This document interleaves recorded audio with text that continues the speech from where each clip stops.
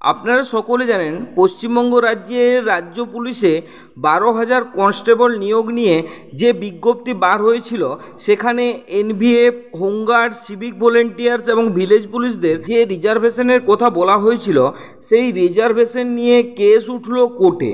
আপনারা সকলে জানেন সিভিক ভলেন্টিয়ার্স, এনভিএফ, হোমগার্ড বা ভিলেজ পুলিশরা নিজেদের কর্তব্য আর নিষ্ঠা দিয়ে রাজ্য পুলিশকে সহায়ক হিসাবে কাজ করে চলেছে, পুলিশকে সহায়তা করে চলেছে। কিন্তু কিছু ব্যক্তি সেই রিজার্ভেশন পলিসি নিয়ে কেস করেছিলেন।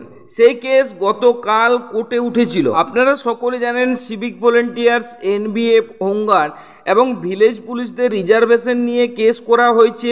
সেই কেসটা গতকাল কোর্টে উঠেছিল।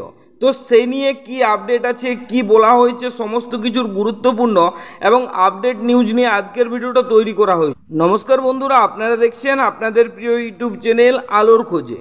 বন্ধুরা, আপনার যদি একজন সিভিক ভলেন্টিয়ার্স, এনভিএফ, হোমগার্ড হয়ে থাকেন, ভিডিওটা দয়া করে শেয়ার করবেন আপনার সমস্ত বন্ধুদের মাঝে। আর আপনি যদি এখনও এই চ্যানেলে নতুন, দয়া করে চ্যানেলটা সাবস্ক্রাইব করে দেবেন এরকম গুরুত্বপূর্ণ এবং আপডেট ভিডিও সবার প্রথম পেতে।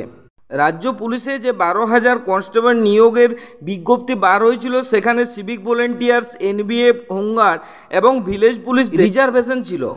বাংলার মানবিক মুখ্যমন্ত্রী Mamata Bandyopadhyay civic volunteers, NVF, home guard নিয়োগ করেছিলেন যাতে পুলিশের সহায়ক হিসাবে কাজ করতে পারে। তারা দেখতে দেখতে 10-11 বছর কাজ করেছে তাদের কর্তব্য আর নিষ্ঠা দিয়ে। তাই রাজ্য পুলিশের সিভিক ভলেন্টিয়ার্স, এনভিএফ, হোমগার্ডদের রিজার্ভেশনের একটা ব্যবস্থা করেছেন। কিন্তু কেউ বা কারা সিভিক ভলেন্টিয়ার্স, এনভিএফ, হোমগার্ড এবং ভিলেজ পুলিশদের এই রিজার্ভেশন নিয়ে কেস করেছে। তাদের মনে হয়েছে কেন এই রিজার্ভেশন।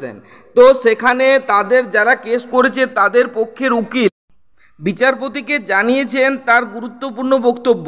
বিচারপতি এই যে যারা কেস করেছে তাদের উকিলের কাছে 10 মিনিট ধরে তাদের কি তাদের বক্তব্য আছে সমস্ত কিছু শুনেছেন। বিচার তো আর এক পক্ষের কথা শুনে হয় না, বিচারক দুই পক্ষের বক্তব্য শুনেন, দুপক্ষে কি যুক্তি খাড়া করে সমস্ত কিছু শুনেন, তারপরেই বিচারক তার রায় দেন।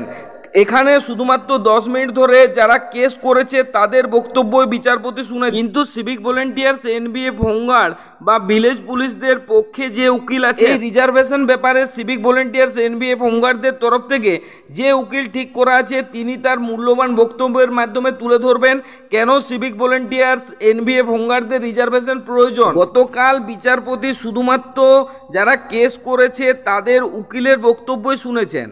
এর পরবর্তী ডেট নিয়ে কোথাও কোনো আপডেট জানানো হয়নি বা আপডেট বলা হয়নি। নিশ্চয়ই কোনো পরবর্তী ডেট দেওয়া আছে, সেই ডেটে নিশ্চয়ই সিভিক ভলেন্টিয়ার্স, এনভিএফ, হোমগার্ডদের তরফ থেকে যে উকিল ঠিক করা আছে তিনি তার মূল্যবান বক্তব্য তুলে ধরবেন। নিশ্চয়ই সিভিক ভলেন্টিয়ার্স, এনভিএফ, হোমগার্ডরা তার সঠিক যে 10 বছর কাজ করে চলেছে তার মূল্যায়ন পাবে। বিচার ব্যবস্থার উপর পূর্ণ সমর্থন আছে, নিশ্চয়ই তারা সঠিক বিচার পাবেন। তাই সমস্ত সিভিক ভলেন্টিয়ার্স, এনভিএফ, হোমগার্ডদের কাছে অনুরোধ, আপনারা সকলেই বিচার ব্যবস্থার উপর বিশ্বাস রাখুন, ভরসা রাখুন বাংলার মানবিক মুখ্যমন্ত্রী মমতা বন্দ্যোপাধ্যায়ের উপর, ভরসা রাখুন রাজ্য সরকারের উপর এবং সমস্ত সিভিক ভলেন্টিয়ার্স, এনভিএফ, হোমগার্ডদের কাছে অনুরোধ, ভরসা রাখুন ওয়েলফেয়ার বোর্ডের উপর। কারণ ওয়েলফেয়ার বোর্ড সদা সর্বদা আপনাদের পাশে ছিল, আছে এবং থাকবে। আজকের ভিডিওটা বাস এইটুকুই। যদি ভালো লেগে থাকে দয়া করে লাইক করবেন, চ্যানেল নতুন হয়ে থাকলে চ্যানেলটা সাবস্ক্রাইব করে দিয়ে পাশেই থাকবেন।